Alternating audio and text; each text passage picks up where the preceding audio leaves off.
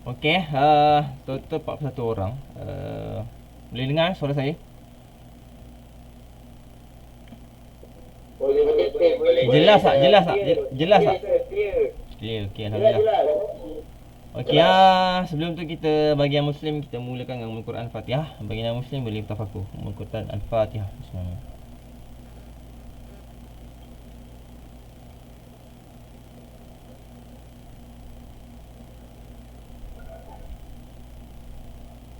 Alhamdulillah rabbil alamin wa sallallahu alaihi wasallam mursalin wa ala alihi ajma'in. Rabbi shrah li sadri wa yassir li amri wahlul lisani yafqahu qawli. Amma ba'du. Okay, alhamdulillah jumpa lagi di alam maya. So saya rasa majoriti pelajar seket teori saya lah. Nampak muka lebih kurang kan.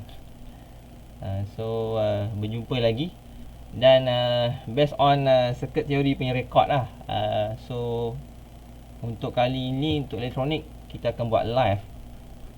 Dibantu dengan saya kata dia ada the pre-class session tu, yang video tu. Sebab ada sebab lah yang terpaksa saya buat macam ni, berbanding sem lepas teorita dengan computer programming yang mana saya ajar. Saya guna recorded saja. Bila recorded ni walaupun ramai dapat A, betul seketul tu ramai dapat A, tapi actually based on statistik daripada YouTube lah.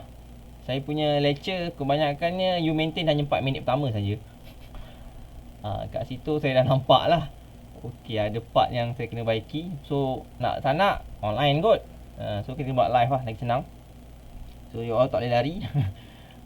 Semua macam tu okey, untuk makluman apa yang saya share untuk sesi kali ni, saya semua dah upload dekat Outer. So boleh refer ke Outer. So first of all kita pergi pada course introduction lah.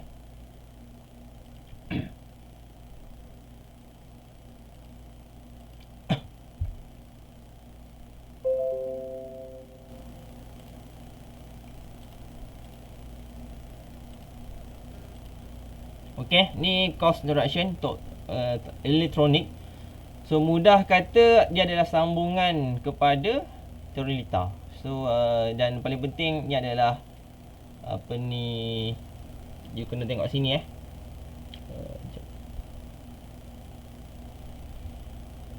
21303. You kena aware kat sini lah. Maksud dia 3 kredit. So kat situ, dan untuk kita punya sebelum kredit, kita punya pemberat tu agak berat lah untuk you all. So untuk subjek ni ada 2 orang saja pensyarah yang terlibat. Saya share benda ni sebab kurang-kurang you ada another option.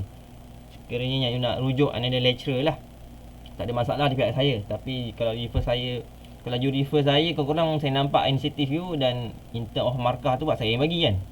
Kat situ saya nampak lah usaha yang you dah mainkan. Okay, jadi first adalah Puan Nabiah. Okay, rasa semua dah kenal. So dia akan ajar session 1, 2, 3, 4. Dan yang kedua adalah saya sendiri lah. So saya akan cover 5, 6, 7, 8. So untuk elektronik, saya akan bertindak sebagai koordinator lah, penyelaras. So apa-apa semuanya akan saya tentukan lah. Itu secara mudah yang saya boleh share untuk anda semua. Okay, yang kedua adalah komponen PNP untuk subjek ni. Okay, untuk komponen PNP kita ada 2 part lah. Kat sini boleh nampak. First ada teori, yang kedua adalah practical. So ni saya ringkasan. So apa yang saya present ni you boleh rujuk pada RPP yang saya dah share pada Outer. So secara mudah kita hanya ada 6 chapter saja. 6 chapter, 6 topik. Daripada 6 topiknya ada 27 subtopik yang you kena cover. Dan kita ada 4 lab. So ni lab pertama, lab kedua, lab ketiga dan lab keempat lah. Secara mudah. Okey, apa yang saya boleh cakap untuk subjek ni elektronik actually kita akan kenal the main komponen ada 3 saja. Kita ada 3 komponen. So untuk circuit teori you dah belajar active passive, lepas tu you dah belajar resistor, dan the last you dah belajar sikit pasal inductor kapasitor lah. So untuk subjek ni secara mudah saya ringkaskan ada 3 komponen yang akan kenal. Tapi ketiga-tiga komponen ni memberi impact yang sangat besar lah. macam ni you nak faham data. Yang pertama adalah diode. Okay, itu yang pertama. Dan yang kedua adalah BJT. Ni bahasa, orang kata bahasa akademik je lah. Tapi bahasa pasarnya orang panggil apa? Transistor. Itu yang bahasa pasarnya lah. Pernah dengar kan transistor? So hopefully you familiar. Dan terakhir adalah JFET. Actually JFET ni pun sama macam BJT lah. The same family. Salah satu group yang sama. Tapi ada condition lah. So ni secara mudah 3 komponen yang kita akan kenal untuk subjek ni. So walaupun teorita tu masih diguna pakai lah. Sebab ada part-part yang you kena faham secara detail macam mana boleh kira. So untuk quiz petang ni kita akan cover kuliah hari ni sekejap. And another one adalah revision chapter tentang teorita. Ramai dapat A kan? Okay tu. So ni chapter 1 semiconductor, diode, betul BJT. Actually ini adalah introduction lah. Introduction of bagi ketiga-tiga komponen. Macam mana diode, BJT ni, JFET ni berfungsi. Sebab tu kita kenal apa itu masuk semiconductor. Okay. So ini yang first komponen kita kenal, diode. Okay, yang kedua adalah BJT ataupun transistor. So actually transistor dia cover chapter 3 sampai chapter 5. So sebab apa BJT ni secara mudah saya ringkaskan, dia ada 3 fungsi utama. 3 fungsi utama. Sebab tu dia agak orang kata banyak untuk kita discuss tentang transistor secara mudahnya. And the last adalah JFET. So ni. So hopefully you nampak kita punya mind map. Maksudnya apa? Habis topik ni elektronik, dalam you punya mind dah ada 3 komponen ni. You dah kenal. Itu paling 4 lah. Okey, untuk pelaksanaan amali Untuk pelaksanaan amali chapter 1 kita akan buat sikit diode karakteristik. Lepas tu yang kedua adalah diode application. Yang ketiga adalah DC power supply. Actually untuk DC power supply ni pun ada cover sikit apa ni, oh sorry, bukan DC power supply. CE amplifier ni dia cover semua sebenarnya. CE amplifier ni dia cover satu lab ni, actually dah total cover semua. And the last chapter 6 tu tak ada lab lah dengan. So chapter last tu kemungkinan kita akan buat assignment. Secara mudahnya lah. Okay, ini elemen kursus kita secara umum So saya akan bincangkan secara detail, part by part, teori macam mana, amali macam mana pelaksanaan kita. Okay, next. Okay, kita pergi pada teori dulu, chapter. So ni chapter 1. Chapter 1 kita ada 7 subtopik. You boleh tengok pada RPP. Ni RPP yang saya dah upload dekat outer lah. You boleh refer kita punya RPP. So ini 2 jam. Sorry, 4 jam actually equal to 2 jam pertama week 1, 2 jam kedua week 2. Sebab tu saya mention sini 2 jam 2 minggu kuliah. Dan 1 lab online. 1 lab online kenapa bila saya sebut 1 lab online tapi praktikal kosong? Tu satu bab kenapa? Sebab kita tarik ke sini. Boleh faham So 3 jam lab kita tarik ke guided learning, non face to face. Apa maksud non face to face? Kalau ni face to face, kita masih dikira face to face. So untuk lab kita akan buat seperti mana yang lepas. Kalau siapa bawah saya si programming, macam itulah saya akan buat. Akan ada video untuk you buat dan kita akan individual untuk lab. Dan sebab untuk musim-musim PKP dan online ni, bagi saya group tu agak mustahil lah untuk kita buat. Sebab tu kita buat non face to face. So bila buat non face to face tu, material kita bagi, sebab tu kita bagi guided learning tu. Cuma pelaksanaan tu terpulang pada you all macam nak buat. Okay, tu lab, tu chapter 1.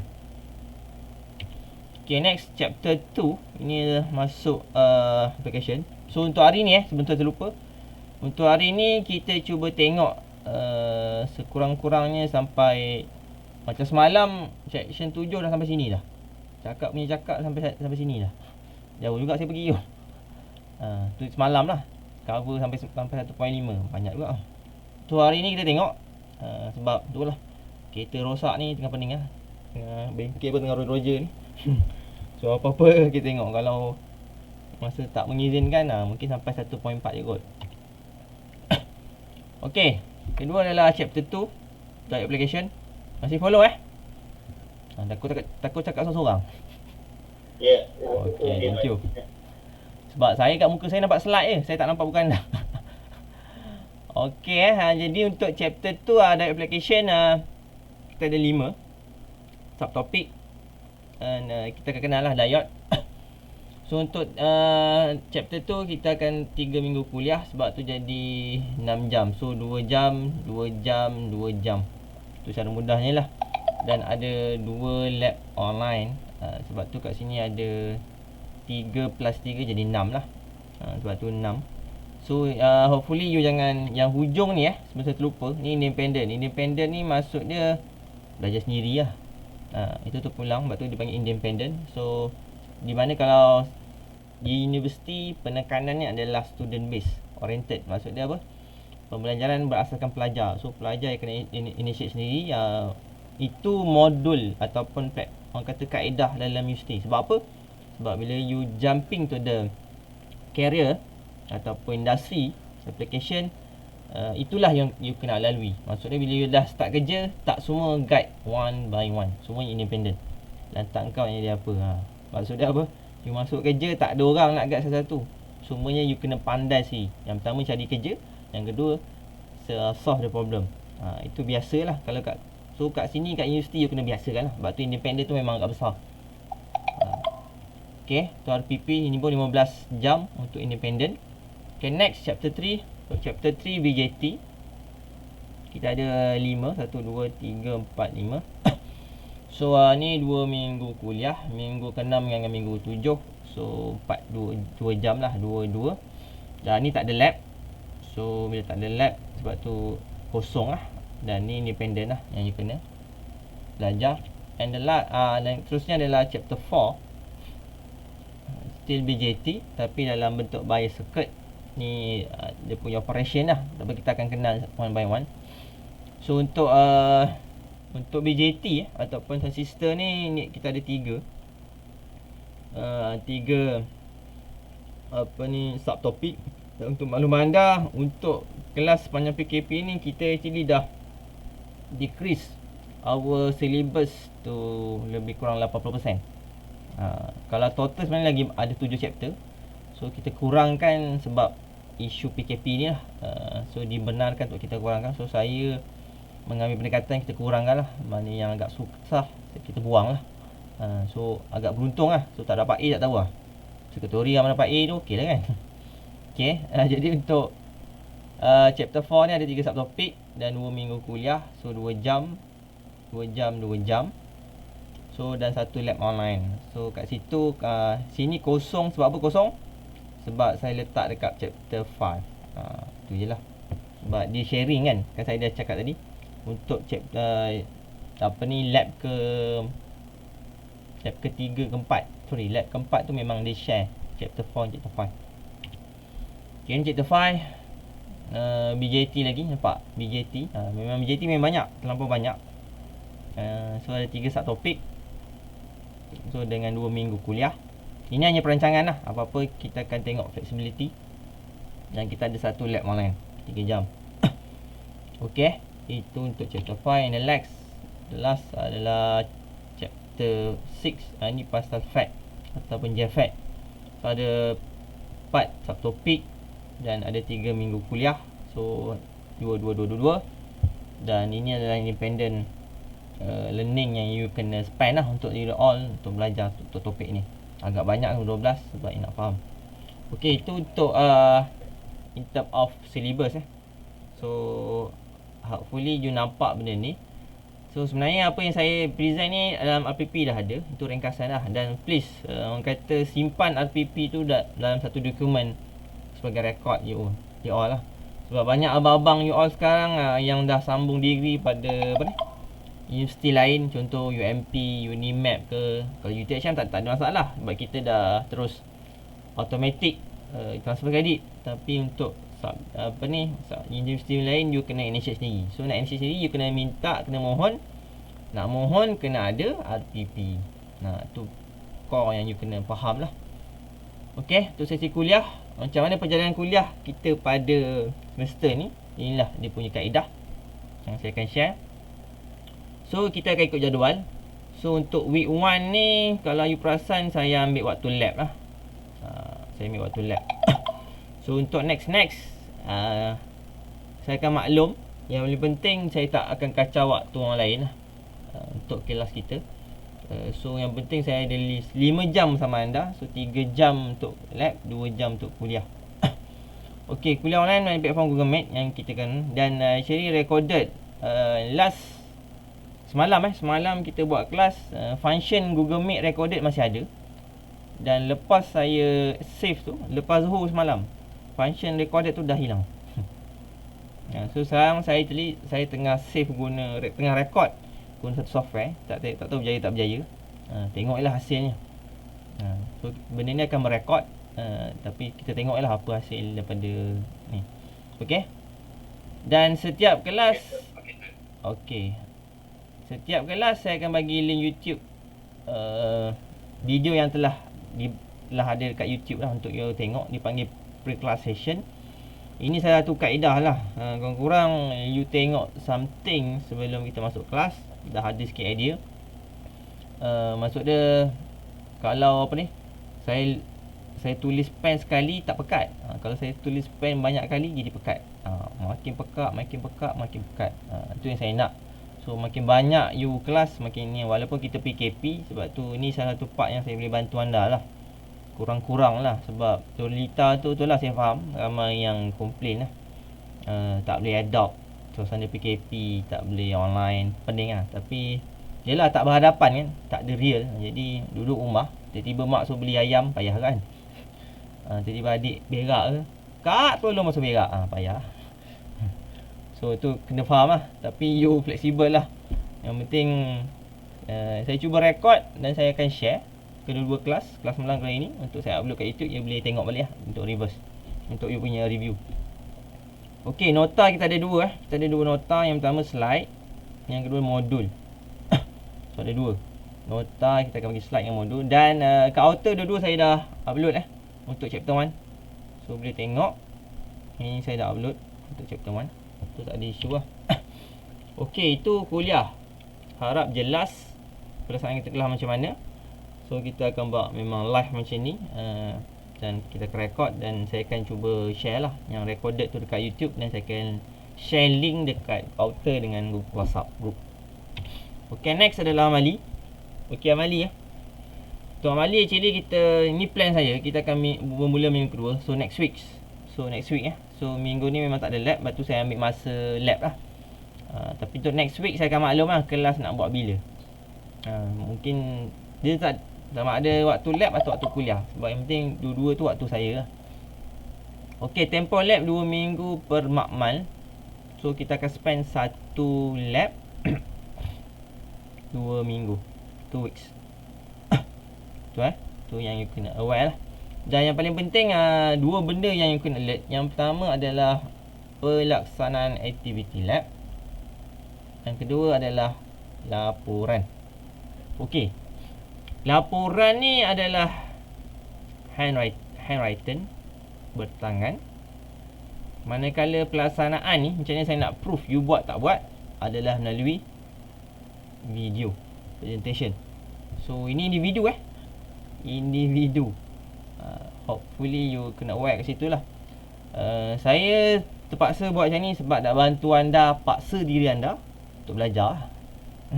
Itu paling penting. So untuk video presentation, secara mudah, satu video merangkumi 2 lab. Boleh faham Satu video ada 2 lab. Maksudnya contoh minggu pertama, week 1 dan week 2. Week 1 dan week 2 lab 1. Betul week 1 pula, week 2 lah. Week 2 and week 3 lah. Sorry, sebab kita start minggu 2 kan. Dan week 4 hingga week 5 lab 2. So maksudnya apa? Video presentation untuk video pertama you kena submit pada minggu ke-5.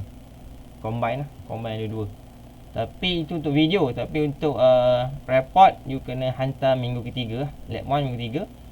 Untuk lab 2 minggu ke-5. So minggu ke-5 you kena combine lah. Dan ini bila sebut video, saya nak you present step by step you buat benda tu. Sebab kita actually online Maya. Saya pun actually dah prepare, saya dah beli banyak komponen untuk lab ni lah, subjek ni, untuk semester ni. Alhamdulillah barang semua ada, tinggal satu je tak sampai. Yang semua dah sampai. So komponen tu memang saya beli untuk 88 section. Tapi itulah kita merancang, Allah Tuhan yang menentukan kan. Jadi macam ni itulah nak kata apa. So tak tahu, saya pun tak tahu nak buat apa komponen tu. Nak post kat seorang memang tak termampu lah. Sebab asalnya satu grup 2 orang untuk physical lab. So bila jadi macam ni, saya terpaksa buat individu dan semuanya adalah based on simulation. So ada 2 part yang you kena faham untuk lab. Yang pertama kita akan ada laboratory manual ataupun lab sheet. Yang kedua adalah video instruction. Ni simple video instruction lah. Mungkin nak faham software, mungkin awal-awal kot saya akan brief. Macam C programming saya pernah buat lah sebelum ni, macam nak guna software ni. Video instruction lah, untuk you guide apa nak buat. Okey, ini cadangan perisian yang kita akan gunakan lah untuk lab kita. So apa yang you kena buat, you kena, kalau Windows base, Android base, ni kena install. Ni kena install, ni pun kena install lah. Cuma ni je tak perlu install sebab dia web base.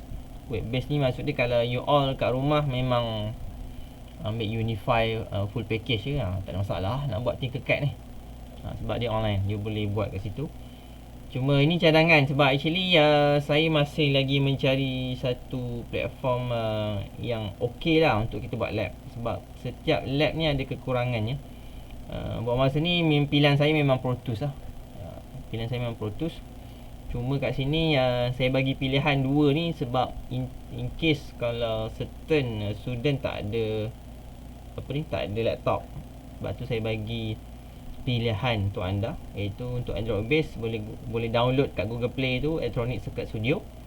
Manakala kat web base you boleh pergi ke www.tinkercad.com. Okay, ini actually you boleh register guna Gmail.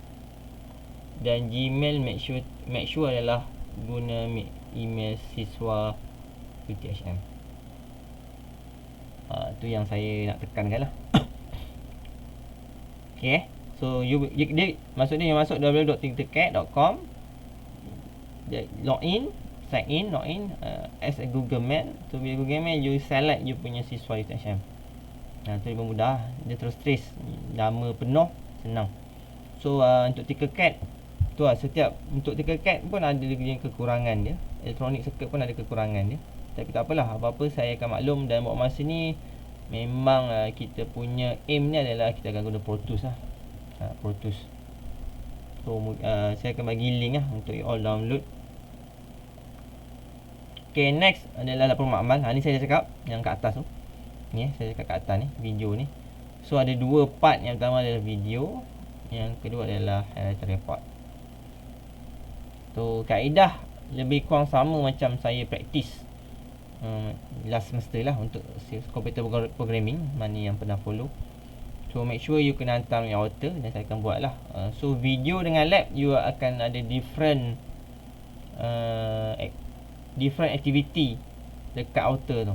Saya akan buat lah. So untuk report, yang hantar report saja ikut week yang kita dah buat, week 3 dengan week 5. Manakala untuk video akan ada you submit another link dekat aktiviti pada minggu ke-5. Okay, itu untuk amali. Ni cadangan saya punya pelaksanaan lah untuk membantu you all. Ikutkan Tinkercad tu nampak macam physically nampak macam real lah gambar dia tu, 3D. Cuma ada kekurangan sikit yang saya nampak. Tu yang saya cuba tackle lah. Sebab saya pun jumpa satu software Circle Lab, tapi belum survey lagi. Apa-apa saya akan maklum dalam group WhatsApp in case ada another software yang kita boleh guna lah. Okey, itu amali. Dan the next, ni paling penting lah, agen markah semester ni. Okey, memandangkan ni PKP so musim PKP, still bawa PKP. So bila PKP, kita punya markah cara pelaksanaannya sama macam last semester lah, semester 1. Untuk carry mark, maksud dia continuous 80%, tinggi sikit. Manakala final hanya 20%. Tu boleh nampak lah. So kalau normal semester selalunya, kalau normal lah, kalau normal biasanya untuk subjek ada lab. Untuk subjek ada lab, ni 60, manakala ini 40 biasanya lah. So you nampak hampir separuh markah final tu dipotong dan diberi pada carry mark ataupun continuous. Dan sepatutnya you all kena score lah, kena score kat sini. Dan ingat walaupun final 20%, bukan jaminan lah. Saya carry mark dah 76, ikutkan kalau 76 ni dah dapat B lah, so tak payah datang final. Tak. So final mandatory, wajib. You tak datang final, automatic dia punya result akan jadi tidak selesai. So kurang-kurang kalau dah tak bau sangat carry mark kan. You attend final, submit nama, isi nama, hantar je lah. Kalau tak nak malas sangat ambil final, tapi sayang lah, dah markah 76 baik tak dapat A kan, dapat 4 flat. Contoh je lah. Tu kaedah yang you kena faham benda ni. So 80-20, you kena nampak lah dia punya part tu. Okey, untuk pecahan 80 ni macam mana kita buat? Ni lah kita punya pengagihan. Ada 6 carry continuous assessment yang kita akan buat. Yang pertama quiz, yang kedua test. So yang ada 2 test, 15. Okay, lab presentation. So ingat saya cakap tadi kita ada 2 video presentation yang you kena buat. So setiap video akan contribute pada 10 marks, 10% lah pada you punya markah. So please lah untuk video lab bagi saya tak rigid lah kaedah apa. Yang penting you kenalkan nama you dan you tunjukkan step by step bahawa you, betul-betul you buat. Kau boleh nampak muka lah. Sebab last semester untuk C programming, alhamdulillah ramai kreatif, menyanyi. Saya ada dalam ni budak tu, ambil gitar dah macam artis lah. Mungkin nak ni kot nak banyak subscriber kot. Itu tak ada isu. Cuma isunya bila masuk in term of ingredient ataupun content of the presentation tu, you kosong, you baca saja, ataupun you cakap apa-apa lah. Kat situ memberi impact yang agak besar lah untuk you punya markah. So please untuk video please lah you tunjuk step by step yang you buat. Problem waktu you buat tu you record. You record yang betul-betul you buat. Yang you bila simulate you present lah. Saya buat macam ni apa jadi, saya buat macam ni apa jadi. Itu you kena buat. Macam ni result dalam table tu you dapat, you kena present. Okay, jelas untuk video presentation untuk lab? Jelas. Okay, harap tak cakap sorang-sorang lah. Okay, untuk report so ada 4 report. Jelas. Thank you. Untuk 4 report, 4 lab, hanya contribute pada 5%. So hopefully jangan ambil remeh lah walaupun 5%. Tapi ia berimpak macam quiz lah.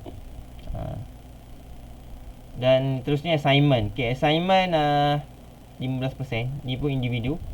Report 5%. Okay, kaedah assignment saya akan maklum lah. Sebab assignment ni, kalau yang last week last semester, pelaksanaannya setiap kali kuliah akan ada quiz ataupun assignment. Itu yang Tolita atau C programming yang saya dah buat. So yang lepas lah. So untuk kali ni kemungkinan kaedah tu akan kita pakai lah. Khususnya untuk chapter 6. Sebab chapter 6 tak ada lab. Chapter 6 kena report 5% dan total adalah 80. Okey. Tu ni gambaran dan test ni jangkaan 1 jam.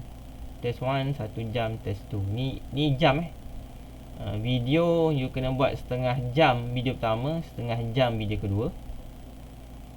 Assignment ni jangkaan untuk you buat lah. Dan total semua adalah 5 jam. Ni quiz ni saya gambarkan dalam 30 minit je lah you boleh buat. So petang ni saya bagi spend 1 jam. Sepatutnya 30 minit je sebenarnya.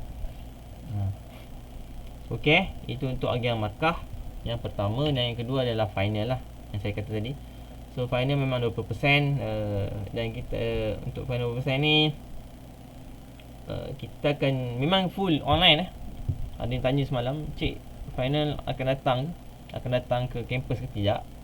Sebab ada isu lah takut datang ke kampus sebab kelas online tapi final orang kata kita praktis fizikal. Tu macam tak kena lah. Takut tak adil. Yalah, kelas online tapi bila test apa ni yang betul-betul dia kena datang. Jadi macam tak kena part. Sebab tu exam memang full online dan kaedahnya kita akan maklum. Kemungkinan memang macam saya lepas lah. Macam saya akan prefer outer lah. Sebab outer bagusnya kita boleh random soalan. So setiap pelajar tak akan dapat soalan yang sama. Tu bagusnya lah. Sebab tu saya tukar outer. So fully outer okey lah. Sebab hari tu ada isu outer, sekarang okey kot. Okay, tu untuk final. Okay, ini kaedah saya ringkas lah. Yang khusus macam mana saya akan buat. Okay, quiz quiz bergantung pada syarah. So untuk quiz saya nampak paling mudah outer kot. Saya akan guna outer lah.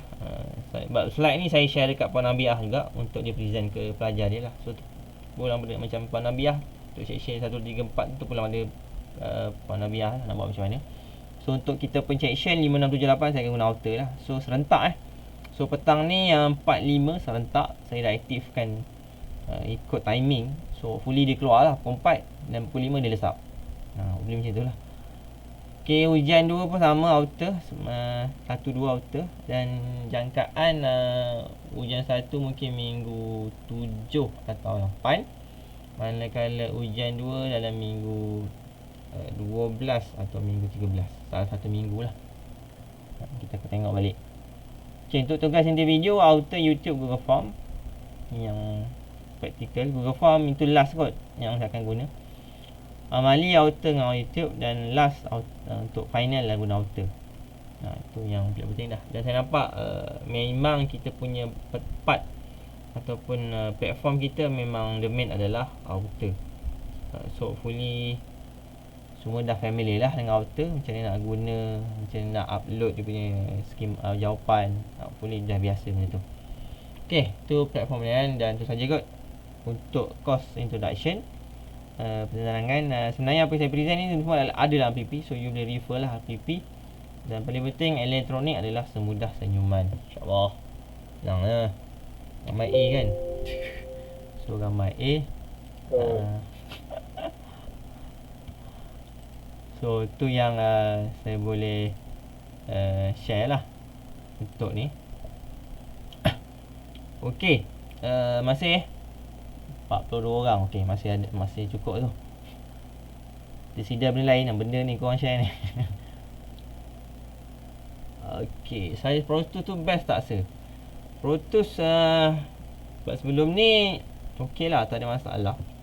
Cuma in term of, sebab tu saya kata hopefully semua ada laptop dah. Memang sebab bila online saya nampak laptop tu memang dah macam dah satu kewajiban runah lah. So untuk para ibu bapa yang mungkin ibu bapa yang bekerja, jadi tu boleh gunakan, orang kata cakap dengan ayah lah, boleh laptop untuk apa, untuk kita apa ni buat claim ke HDN. Ada ayah mungkin ayah akan faham lah. Besar besar apa yang besar tu, besar Izzat Daniel mungkin dah guna kot. Sebab saya pun last guna microcontroller lah, saya ajar. Tu saya guna apa ni. Sebab actually untuk microcontroller pun you ambil exam ni microcontroller kan? Lupa pula. So microcontroller boleh share sikit tak? Lecturer buat macam mana? Lab? Belum start lagi. Belum dimaklumkan lagi kan Rakib? Okey, belum start lagi. Belum kelas tak ada lagi Kelas microcontroller. Belum kelas. Belum kelas. Belum. Belum. Okey, nanti boleh share jugalah. Kita suruh beli Suruh beli apa? Arduino. Suruh beli Arduino. Okey. Lepas tu buat kat rumah. Arduino. Okey, kalau guna Arduino dia memang just tak ada software simulation lah. Dia maksud dia you terus buat practical kat rumah masing-masing. Sebab Arduino tak sampai 100. So you boleh beli, you boleh maksud dia microcontroller mungkin akan buat instruction video dan you buat kat rumah, you terus record lah apa yang you nampak. Dan you boleh design lah benda tu.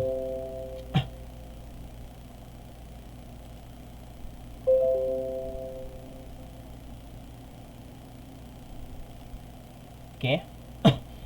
Okay, for the next kita punya kelas, saya akan masuk sikit pada kita punya topik chapter 1 yang saya kata tadi. So untuk hari ni kita cuba go through tentang chapter 1 semiconductor, dan penting kot untuk topik ni sementara you faham lah. Dan actually ni adalah review session kot, sebab you all dah kenal sikit-sikit dan you dah belajar pun benda ni dekat sekolah. Mungkin fizik atau kimia yang you dah belajar. So nanti you kena tengok balik lah. So saya share terus untuk chapter 1 punya presentation lah. Okay, ni chapter 1. So chapter 1 tadi macam ada 7 subtopik ada 7 subtopik. Itu kita punya guidance lah. So nama pun semiconductor ni semiconductor. Bila sebut semi tu you boleh dapat tangkap kot. Kalau orang sukan biasa dengar semi-final. Tu biasa lah kan. Ataupun kalau mungkin orang sukan lah. So bila sebut semi confirm dia adalah half ataupun setengah, separuh. Dan conductor you biasa dengar, kita ada conductor, kita ada insulator, ataupun kita ada pengalih bahasa Melayu dan kita ada penebat. So semiconductor ni adalah pengalih lah, tapi separuh-separuh. Bila sebut separuh-separuh, pengalih pun boleh, penebat pun boleh. Itulah semiconductor. Boleh faham So itu semiconductor. Okey, ni dia punya maksud. Properties are between. Okey, itu maksud dia. Apa maksud semiconductor? Electrical properties are between conductor and insulator. So dua-dua dia ada. Okey, paling mudah untuk you dapat capture macam mana. Sebab tadi saya kata tadi semiconductor ni dia boleh jadi conductor, dia boleh jadi insulator, betul? So bila dia jadi conductor, ketika suhu tinggi. Itu conductor lah. Ni semiconductor. Bila jadi insulator, ketika suhu rendah. Okey. Itu keadaan yang boleh pegang, yang saya boleh share lah untuk anda. So at low temperature, semiconductor akan run as a insulator. Manakala pada higher temperature dia akan bertindak sebagai conductor. Walaupun conductor tu agak in term of conductivity tu agak kurang lah, tapi still dia boleh allow the current to flow. Okay, itu conductor. Okay, sebut conductor, kenapa kena belajar atom nak ni? Tak tepat lagi tu. Tak pasal-pasal belajar atom.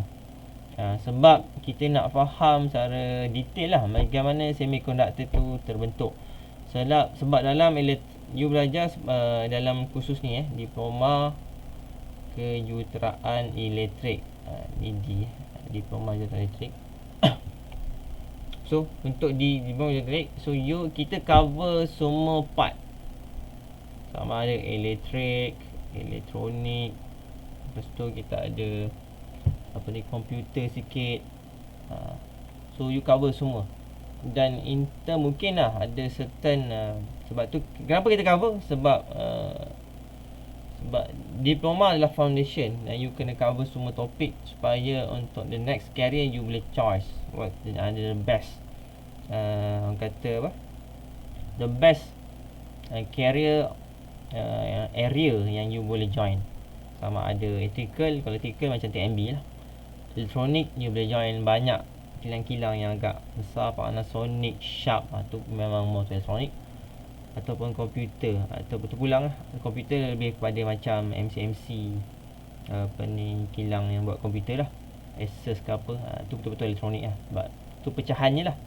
So dan ada juga kalau peluang you mungkin boleh jadi dekat bahagian apa ni, manufacturing, electronic manufacturing manufacturing, pembuatan, maksud dia pembuatan komponen. Bila sebut pembuatan komponen, sebab tu you kena belajar atom. Sebab tu terpulang lah. Mungkin ada orang dia minat kimia, ada pelajar dia minat kimia, dan sama dia ambil elektrik. So ini adalah satu part yang you bagus lah untuk you maklum bagaimana diode, transistor dan JFET tu dibuat, dan bagaimana orang dulu boleh create diode, dan bagaimana dia boleh bentuk BJT, dan bagaimana dia boleh construct apa ni, JFET tu supaya dia dapat satu hasil komponen yang orang kata reliable untuk apa ni, operate dalam elektronik circuit. Sebab tu you kena tahu lah benda ni secara mudah. So secara mudah saya boleh share tentang atom. Tak payah pening kepala, ringkas je. Atom ada 3 benda tu je yang you kena pegang. Kita ada proton, kita ada neutron, dan kita ada elektron. Okey, proton adalah positive charge, positif ni positive charge. Neutron dia neutral, manakala elektron dia adalah negative charge. Itu cara mudahnya lah. Dan paling penting dalam bentuk atom kita ada nukleus. Ni nukleus tengah-tengah, dan kita ada orbit. Sama macam bumi lah. Okey, ni nukleus dan ini adalah orbit. So dia ada nukleus dan dia ada orbit. Ni orbit ni. Ni orbit, ni orbit. Okey, secara mudah Okey. Secara mudahnya saya kata tadi, orbit dengan nukleus. Ni orbit. Okey, orbit hanya ada elektron sahaja.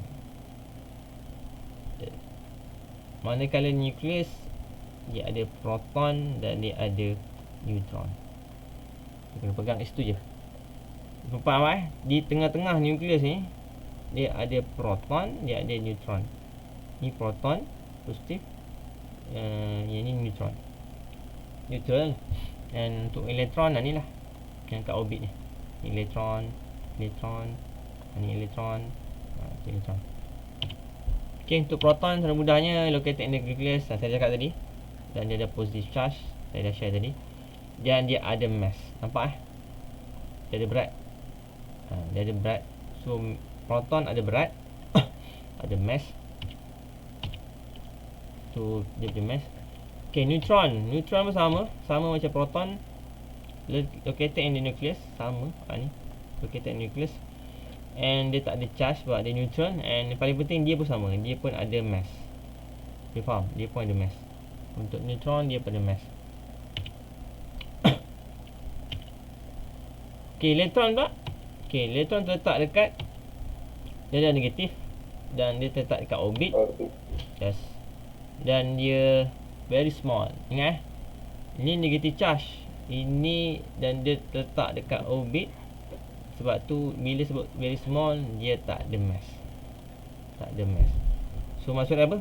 Mass of atom adalah equal to proton plus neutron only. Macam R pula. Okay. Proton plus neutron saja. Sebab apa? Elektron tak ada mass. So hopefully you clear lah. Dalam minda je. Nukleus, orbit. Nukleus ada proton, nukleus ada neutron. Orbit ada elektron. Itu saja. Dan hanya nukleus saja ada mass. Kat nukleus saja. Cara mudahnya lah. Sajalah. Okey, untuk neutral bagi atom yang neutral, ni atom yang neutral, yang you kena pegang bilangan proton sama dengan bilangan elektron. Tu atom lah. Atom neutral. Tu yang you kena pegang lah. Sebut bilangan proton mesti sama. Bila sebut neutral atom, dia kena sama proton dengan elektron. Okay, the next. So bila sebut proton, neutron, dan you all kena aware lah. Ni dah belajar kat fizik. Fizik you belajar kan. The total, kalau masih ingat lah, force magnetic. You ada apa ni, faksi X lah, faksi Y lah, dan you kena buat apa ni, combine lah. Ingat tak ingat? Hopefully you ingat lah. Tu yang dulu lah. So bila sebut elektron, proton dan dia ada charge, so bila ada charge, confirm dia akan wujud electromagnetic force.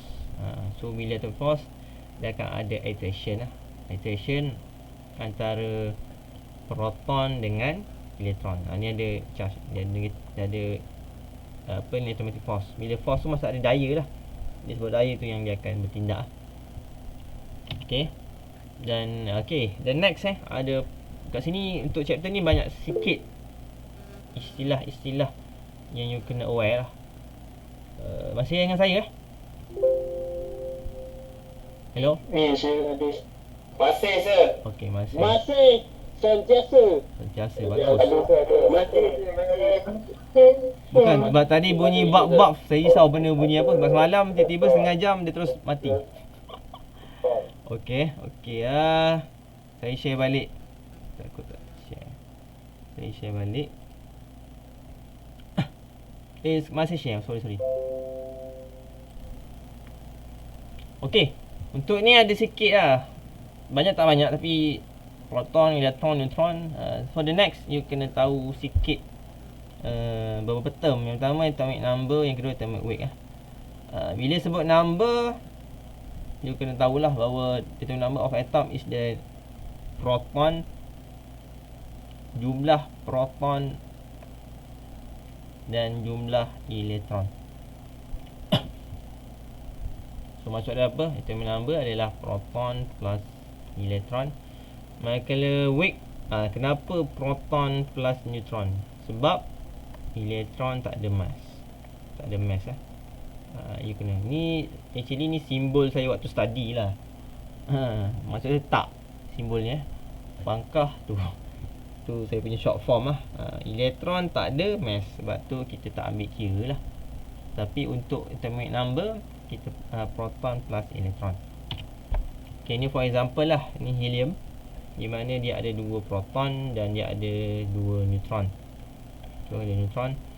So kat situ dia punya berat dia adalah P plus neutron. Sebab tu 2 plus 2 dapatlah 4 secara umum lah. Okay, tadi dah kenal atomic number. Betul, atomic weight. Okay, the next valence. Valence shell and valence electron. Okay. Tak susah pun. You nak faham apa maksud valence shell dengan valence electron. Okay, valence shell adalah outermost shell, ya. Maksud dia dalam kita punya orbit. Okay, ni nucleus. Okay, ni nucleus. Okay, ni kita punya orbit. Orbit 1, orbit 2, orbit 3. Ni contohlah. Atom ni ada 3 orbit. Dan valence shell adalah ni lah, orbit paling last. Ni dia panggil valence shell. Ni orbit ni saja yang dia panggil valence shell. Ni saja ni. Tu valence shell. Manakala valence electron adalah charge elektron yang ada kat sini. Ada kat valence shell ni. Banyak. Sebab tu dia kata electron valence shell and the electron in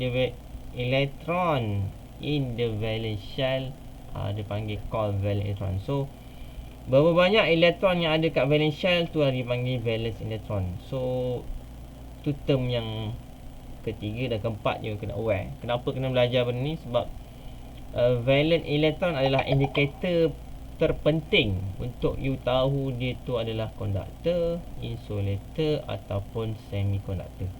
Sebab tu kita kena kenal lah benda ni. Kalau tidak tak payah belajar. Okey, tu paling 4 yang kena aware lah. Okey, secara mudah untuk rumus.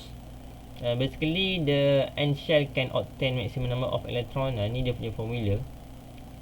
2n squared. Maksud dia bilangan elektron yang ada dekat shell, in the shell ataupun orbit lah. So secara mudah kalau tengok pada shell 1, so n shell 1 1 2, so sama dengan 2. So akan ada hanya 2 elektron saja. Secara mudah ni kita boleh tengok pada Cooper atom lah. Cooper atom. Ni Cooper atom. So di Cooper atom ada 29 proton dan confirm dia ada 29 elektron. Kenapa? Sebab untuk atom yang neutral, proton sama dengan elektron. Untuk neutral yang neutral. Maksudnya yang stable punya atom macam Cooper ni, proton equal to electron. So untuk shell 1 dia guna formula ni. Orbit kedua dia guna formula ni, dapat 8. Dan orbit ketiga dia guna formula yang sama, dapat 18. Tiba-tiba orbit keempat dapat 1. Mana dapat 1? Bila saya kata proton equal to electron, so kita tahu proton ada 29. So bila proton ber-9, elektron pertama, elektron pada shell pertama 2, shell kedua 8 dan shell ketiga 18. So dia tambah kedua-dua ni, dapatlah 28. So secara mudahnya bila nak stable, so proton nak sama dengan elektron. So proton 29 tapi total baru 28. So 28 tolak 29 dapatlah 1. Sebab tu hanya ada satu saja elektron yang kat sini. So hopefully you boleh capture lah bagaimana, kenapa the last electron ni kita tak guna 2n squared ni. Clear sebab kita ambil formula ni lah. Hopefully you clear. Okay, ni penyataan yang you kena yang saya boleh ringkaskan macam ni lah. Makin jauh elektron ni pada nukleus, so makin low dia punya force. Maksud dia kat sini force tinggi, ni pun dah start tinggi sikit. Ni dah start rendah sikit, kecil je. Dan ni paling low lah. You faham ni kuat attraction dia. Ini dah start low, sebab jauh sikit.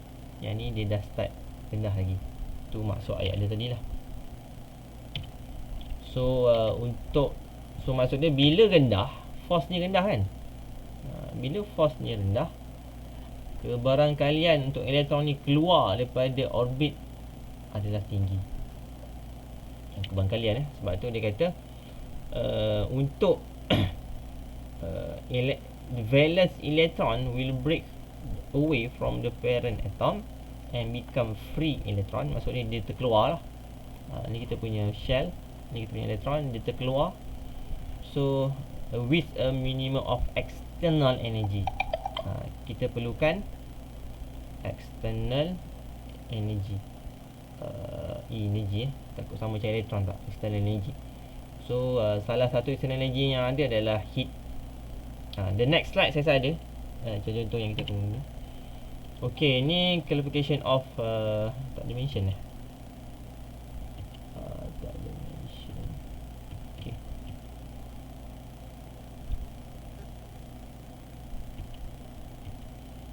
Okay, contoh heat, lepas tu apa lagi contoh external energy yang kita boleh buat. Current pun boleh, current Nanti the next kita akan tengok contoh. Okey, kita dah masuk dah. Kita dah kenal atom number, atom weight, kita dah kenal valence shell, kita dah kenal valence electron. So hopefully dalam kepala dah boleh ingat lah benda-benda empat-empat ni. Sebab kita dah nak masuk ke material conductor, insulator dan semiconductor. Okey, macam mana secara mudahnya kita nak clarify dia ni conductor. So kalau bahasa pasarnya, macam mana kita tahu aluminium tu conductor? Sebab entah, biasanya memang guna untuk elektrik, memang mengalir je. Itu biasalah bahasa pasar. Tapi in term of orang kata teknologi ataupun engineering, so kita ada spesifik data yang menunjukkan bahawa dia conductor.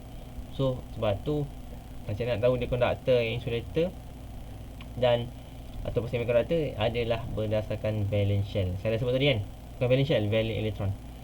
So bilangan valence electron yang menentukan ni. Berapa bilangan valence electron, dia akan menentukan berapa, dia akan menentukan material tu sama ada conductor, insulator ataupun semiconductor. Sebab tu secara mudahnya kita terus spesifikkan lah. Bila sebut conductor yang you kena pegang valence electron dia kurang daripada 4. Tu yang first teori lah you kena hafal. Untuk conductor material, valence electron dia less than 4. So maksud dia apa? Kalau ni kita ada atom kita ni atom nucleus, ini kita punya shell, dan ni pada, okey, contoh ada 2 je. Okey, maksud dia kat sini valence electron je hanya 1 2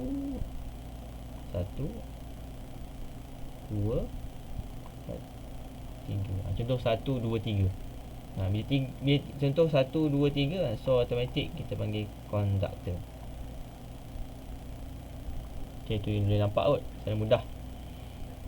Okey, itu conductor. Dan bila sebut conductor, confirm lah current boleh flow dan dia punya resistivity agak kecil, iaitu minus power 10 power of -3 ohm. Itu paling mudah. Dan kebiasaannya contoh conductor yang sering kita gunakan adalah copper and aluminium. And the next atomic structure ni contoh good conductor. Ni contoh good conductor.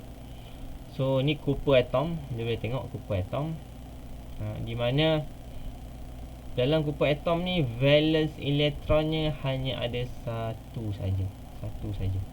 Ingat tadi valence electron less than 4. So bila 1 bagus lah. Easily, maksud dia bila 1 lagi kurang, maksud dia dia dah, yang pertama dia dah lah jauh ni. Lepas tu dia tinggal seorang, tu dia tak ada pair, tak ada partner. So kebangkalan untuk dia keluar adalah tinggi lah. Sebab tu dia mudah.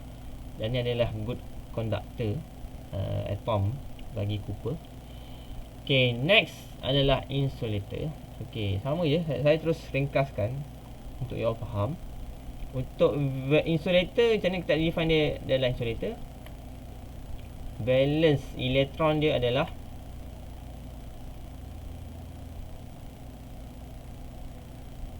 greater than 4. Kalau tadi less than 4, ni greater than 4. Bila sebut greater than 4, maksud dia 5 hingga 8. Biasanya lah. Okay, kenapa 8? Kebiasaannya untuk elektron yang stable ada 4, ada 8 lah. Untuk auto shell paling luar lah. So 5 hingga 8. So kalau 4, 4 tak termasuk dia kena greater than 4 and less than 4. Kalau 4 tak termasuk conductor. Kalau 4 pun tak masuk insulator. Before kat mana? Okay, kejap. So untuk insulator biasanya dia ada height resistance lah, sampai greater than 10 power of besar tu. Sebab tu dia agak susah untuk kebangkitan untuk dia keluar tu agak susah. Contoh polonium mica and paper. So maksud dia punya ni kita punya nucleus ni outer shell dia ataupun kita punya orbit paling last, dan mungkin dia punya elektron 1 2 3 4 5 6 7. Contoh 7. So bila 7 ni banyak. Bila banyak ni walaupun dia jauh tapi keikatan antara orbit tu dia kuat. Sebab tu dia tak keluar lah. Lepas itu yang you boleh nampak. Itu logik yang saya boleh lontarkan untuk anda fikir. Okey, itu insulator, itu adalah conductor. So kalau 4 macam mana? Untuk VE equal to 4, ni confirm adalah SC, semiconductor. So itu yang kita faham lah. So maksud dia apa? Untuk semiconductor, ini nucleus. Ini nucleus kita. So ini contoh ni outer shell ataupun valence shell. Ni 4, 1 2 3 4. Itu 4 lah. 4 yang dia punya 4 yang you boleh nampak. So bila sebut ada 4 valence elektron, automatik dia adalah semiconductor. Okey, saya dah terangkan tadi untuk semiconductor tadi ada 2 karakteristik, bila jadi conductor, bila jadi insulator untuk semiconductor. Untuk semiconductor saya dah cakap tadi, untuk dia boleh jadi conductor pada temperature yang high, dia boleh jadi conductor insulator bila dia pada low temperature. Okey, itu secara mudah yang saya boleh share lah. Tu kat sini untuk semiconductor. Untuk semiconductor, conductivity of semiconductor is fall between the extreme of conductor and conductor. Sebab tu dia boleh jadi dua-dua lah. Semiconductor ni dia boleh jadi conductor dan dia boleh jadi insulator. Okey, contoh. Ni paling tekan lah. Ini adalah contoh material yang dalam bab elektronik sangat famous yang kita akan gunakan. Yang pertama kita ada silikon, dan yang kedua kita akan guna germanium. Okay, ini dua material yang agak famous dalam bidang elektronik lah. Sangat famous, silikon, germanium. So lepas ni you boleh hafal lah. Contoh diode ataupun diode, kita ada diode silikon, kita ada diode germanium. Macam mana nak tahu ni diode silikon, macam nak ni diode germanium.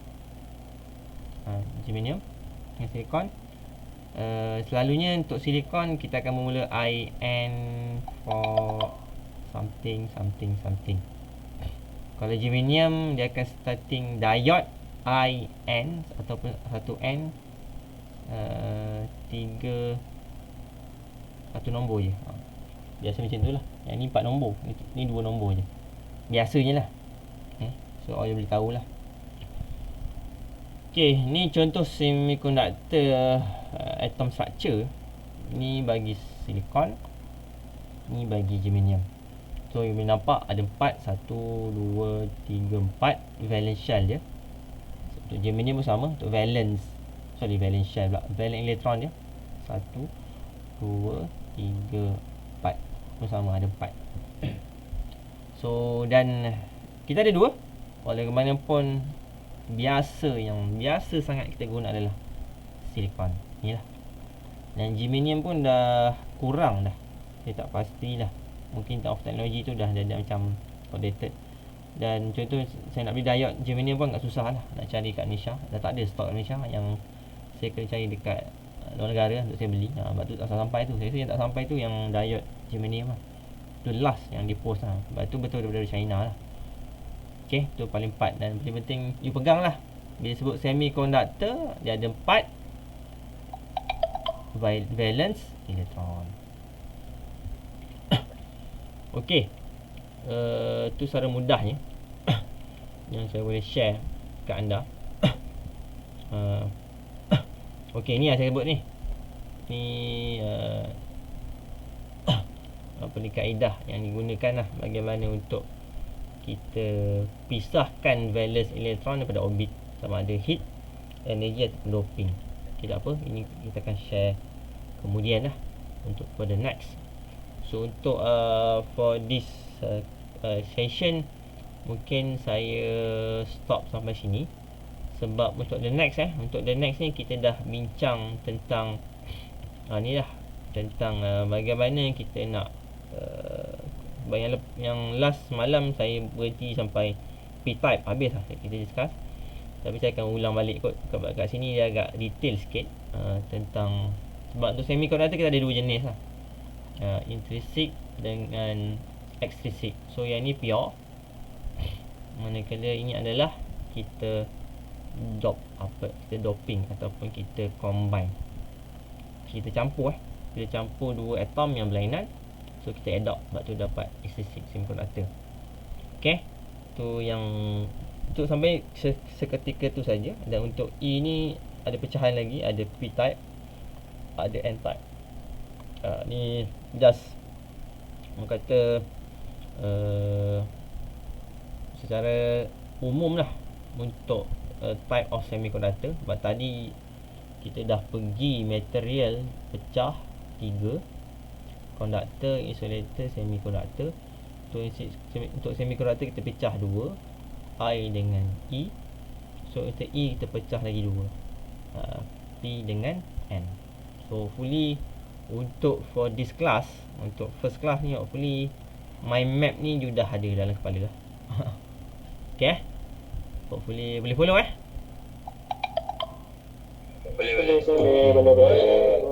So untuk hari ni Slide ni nanti saya bagi tak?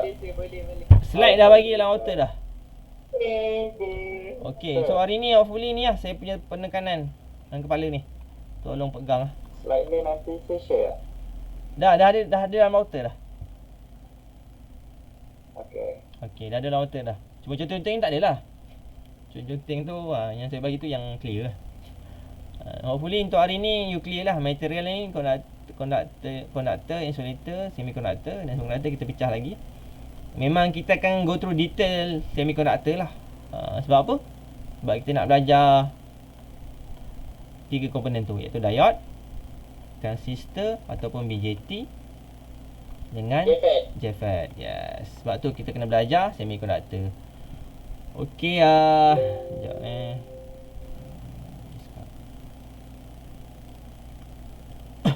Okey. Stop presenting. Okey, untuk hari ni tu saja. 40 orang dah. Tak apa live.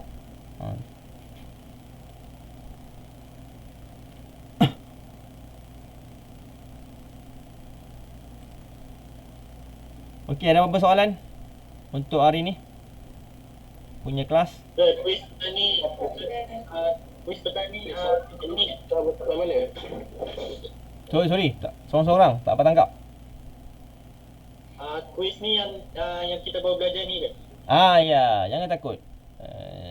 Quiz tu actually hanya untuk make sure you ada kelas je. So kalau you datang kelas, dengar saya punya kuliah, boleh jawab. InsyaAllah boleh jawab. Cuma ada sikit revision sekat teori dalam soalan tu. Objektif tak? Semua objektif. Objektif.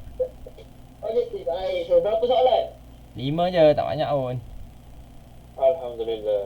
Semua objektif. Okay, saya punya plan untuk quiz. Quiz hanya 1 jam masa. tu tempoh submit awal lagi bagus. Sebab ada rakan-rakan you ni bekerja, saya nampak lah. So section ni ada yang bekerja tak? Ada. Ada juga. Ada. Amal Ham. Amal Ham kerja. Lawan Daniel. Hari Kudin. Jangan sebut-sebut. Saya nak betul-betul yang betul lah. Amal Ham jadi poster. Sebab yang section 78 memang seorang sajalah. Kalau section ni ramai boleh tahan kat ni. Amal Ham jadi poster. Nak hidup saya. Nak hidup Okey, apa-apa yang mana yang bekerja mana yang bekerja tu boleh contact saya personal. Adalah benda saya kena nak tanya. Okey, yang penting untuk kelas quiz saya punya aim quiz ni just nak make sure you follow kelas ni saja. Maksudnya you ada betul lah sepanjang saya punya kelas. So siapa yang sebab tu you buka outer, you just tekan apa ni objektif kan. Klik saja jawapan mana yang nak. Tak perlu tulis pun. So guna handphone pun boleh. So tak ada isu lah. Tak berjawab. Tapi kita akan buat week by week lah. Itu saja. Ini pihak saya. Okey, boleh. Okey. Ada lagi soalan? Nota, slide, RPP semua saya share kat outer. Tak ada ke? Okey, tak ada. Okey, itu saja. Ini pun dah 12.30 dah. Okey, itu aku apa cerita ni. Ikutkan saya tak ikutkan saya sebab sambil cuti ni, sebab tak datang office. Tapi ada buat kelas juga. Itu yang bagus lah. Alhamdulillah. Alhamdulillah. Saya tengah lapar. Wah, dah lapar lah. Okey. Sambil dimudahkan urusan. Okey, thank you. Yang nampak kuliah saya untuk apa ni, section ni ramai perempuan ni. Ya, perempuan ada tanya. Siswi ada tak tanya? Ada perempuannya ke? Perempuan tak ada, siswi. Amadam nak tanya. Okey, siswi ada. Tan Mun ke? Ada? Tak ada. Sisi Cemerlang ke? Oh, tak ada. Tak ada okey, Cemerlang nampak. Sebab saya rasa simple lah kot untuk first session ni. Hopefully boleh capture lah. Boleh. Okey, itu saja.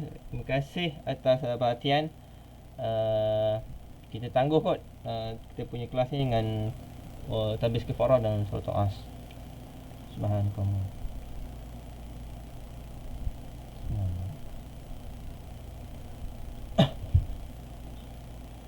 Okey, terima kasih atas ni. So saya punya attendance saya dah record, tak masalah. So itu saja untuk kita punya kelas. Apa-apa boleh PM lah. Okey, Assalamualaikum.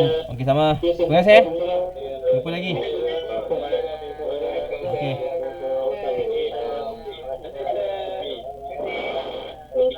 Okey, terima kasih. Assalamualaikum. Bakal. Okey. Okey, thank you.